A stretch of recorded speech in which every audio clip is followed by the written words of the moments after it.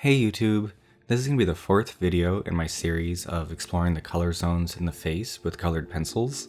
And in this video, we're going to create a portrait and really emphasize the warmth and the red tones by surrounding our portrait with blue. Now just like before, I'm going to start with the overall shape of the portrait, and then I'm going to build the features within that shape. This is a little bit different than the Loomis method, which I talk about in another video, but if you need some help with proportion and construction, definitely check that out. Now, once my shape and my initial sketch is complete, I'm going to tone the entire area with that yellow pencil, and this will help to knock back the teal color on our portrait. Because we're working on a colored surface, we have to be aware that everything that we put on that surface is going to be a little bit bluer. By layering that yellow first, we're neutralizing that blue just a little bit. Now, just like we talked about before, I'm going to be using the oranges and the fuchsia color in order to establish that warm zone of the face where a lot of the blood rushes to the surface of the skin. But while I work on that, I want to talk a little bit more about the different aspects of color, because it's a really complex medium, and while the Interactions of Color book that I brought up in the previous video does a really good job explaining them, there are a lot of different versions of color theory out there that are really fun, but kind of overwhelming.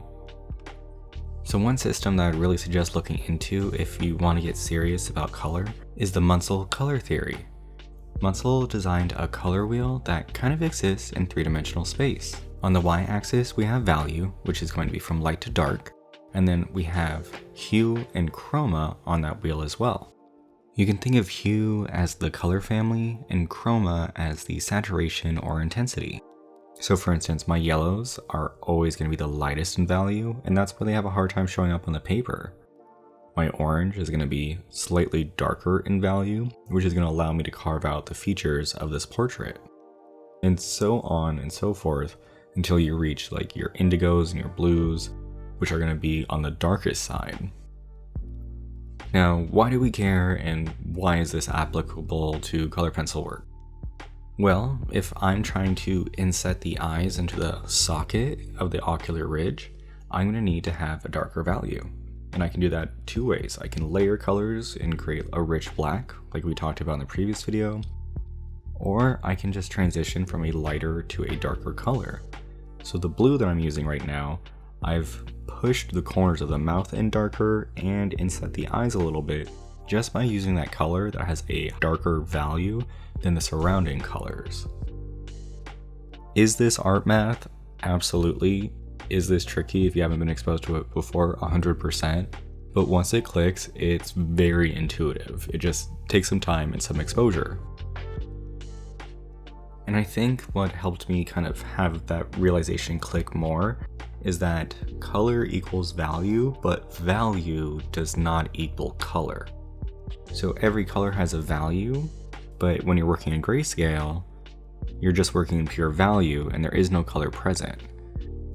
And unless you're working in a really flat graphic style, you really do need to be conscious of value. Without it, you won't be able to render three-dimensional form, and you won't be able to differentiate between the different planes of the face or the hair, or really anything. One thing that really helped me kind of bridge the gap and understand this more was putting a black and white filter on whatever I was working on. It kind of removes the distraction of color, and it can better help you identify values. And a lot of the times why a piece doesn't look right is because the value structure isn't strong enough. So your relationships between light and dark are off, like maybe the contrast is too high. Skin tone is notorious for this, because if you go too dark and have too much contrast, it doesn't look realistic. Most of the time, skin tone is very subtle in its value transitions. Now, granted, wrinkles, eye bags, things like that will, change that up. But as a general rule of thumb, skin tones are very, very soft in their value transition. Now, backing away from color theory a little bit, we can start to see with this portrait that those reds are popping off that page a lot more. And as I add this darker blue to the hair, those oranges and fuchsia color will intensify and it'll really look really flush. And that's because we're building a frame of reference within the image of the coolest cool tone, and the warmest warm tone. Now, I really love building out hair like this because it's really graphic and it's really structured. It's not the most realistic, obviously, but you can get more of the understanding of the curl pattern and how the hair is flowing by having that strong contrast throughout. And when I'm working in color pencil, I like to save these darkest parts for the very, very end. That way I don't go in too dark too quickly, because the paper can only take so much of that pigment on it before it starts to resist. So definitely would suggest starting lighter rather than darker with color pencil. But once you get towards the end, you can push those values even more and make everything kind of flow better. Now, I definitely went on a little bender about color theory in this video versus color zones of the face. So if you're coming across this one out of order, make sure to check out the main one where I actually talk about that. If you want to learn more about color, definitely check out the Munsell color system. It's really great. It's one of the things that really helped me understand the relationship between value and color, and then value, hue, and chroma or saturation. And if you just want to learn about color in general, Interactions of Color is a great book. It's really digestible and it's not text heavy, and you can usually pick up a used copy in a bookstore because it's so widely used in art school. But yeah, if you enjoyed the video, throw me a like so I know.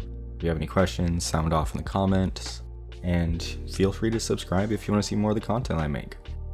I really do believe that knowledge shared is knowledge gained, and I'm just trying to make everyone's life a little bit easier. So yeah, bye!